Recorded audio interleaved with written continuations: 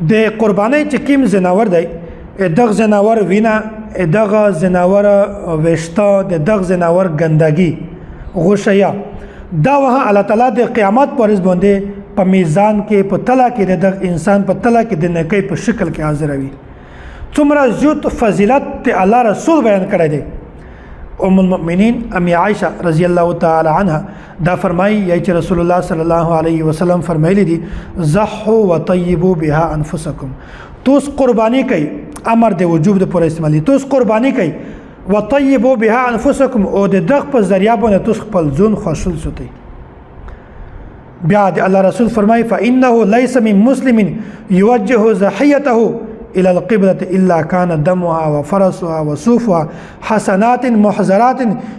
في ميزانه يوم القيامه یا چې کوم سړی چې د قربانۍ پر ورځ باندې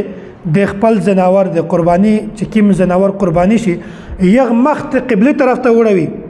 مطلب دا دی چې قرباني وکړو بیا دغه دمره فضیلت دی چې الله تعالی دغه ځناور وینه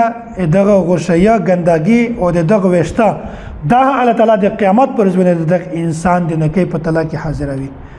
په یو وخت کې د انسان د نکي تله دا الکوي الله تعالی دغه په د تله کې وچوي د یو انسان د نکي تله درنشي الله تعالی دا انسان په دا باندې کامیاب کو اسه کچېره میشتستا د قربانۍ په واجب نه څه نشي ملاو بیا همیش قرباني کې زکه چې د الله تعالی حکم دی خو هر انسان ته پچار دو چې کله هم قرباني کو صاحب نصاب یخته پچار دو چې په قرباني نه مخکې د قرباني فضایل د په ذهن کې شنوي کچېره میشتو سه د قرباني غوښه ټول خپل اخري نیمه خپل اخري یا ټول بل چاته ورګي الله تعالی په هر صورت باندې میشتو سه دغه اجر نصیب کوي